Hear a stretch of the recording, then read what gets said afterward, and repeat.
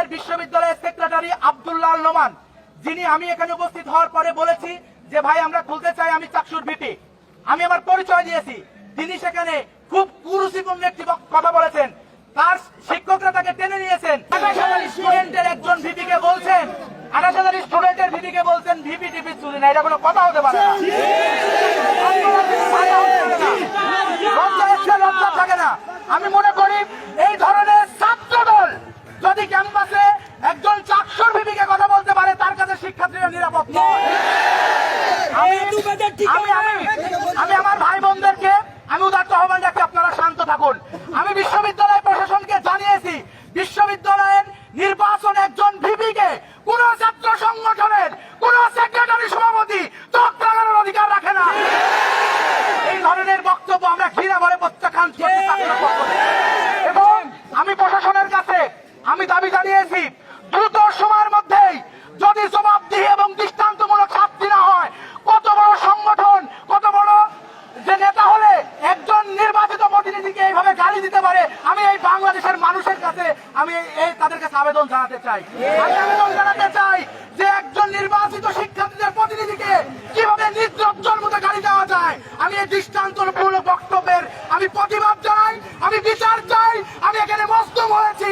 আমি মনে করি যে যদি আপনি চাকসুর ভিপিকে আজকে গালি দেওয়ার সুযোগ দেন, আগামীকালকে আমার ভিসি মহোদয়কে গালি দিবে।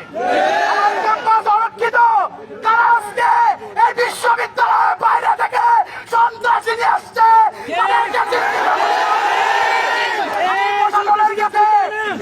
আমি বিশ্ববিদ্যালয়ের প্রশাসনের কাছে আন্দোলনের নামে তারা আমাকে গালি দিয়েছে নির্লজ্জদের বলতে চাই।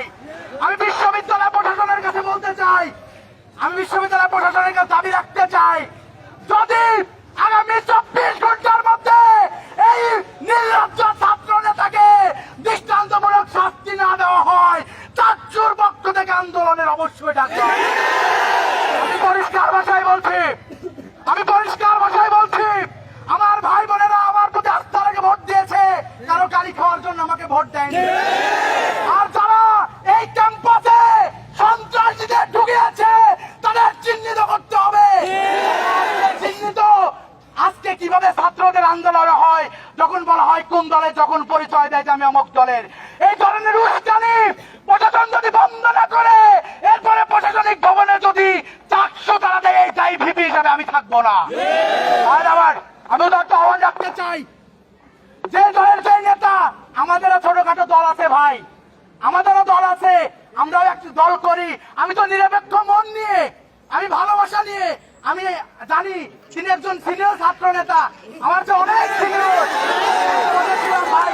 আমি গেছি, আমি যে বলছি যে ভাই আমি এসেছি, আমি আপনাদের সমন্বয় করতে চাই, কিন্তু তো তিনি করেননি। মানুষ কতটা নির্লজ্জ হলে একজন ছাত্র প্রতিনিধিকে গালি দিতে পারে, আমি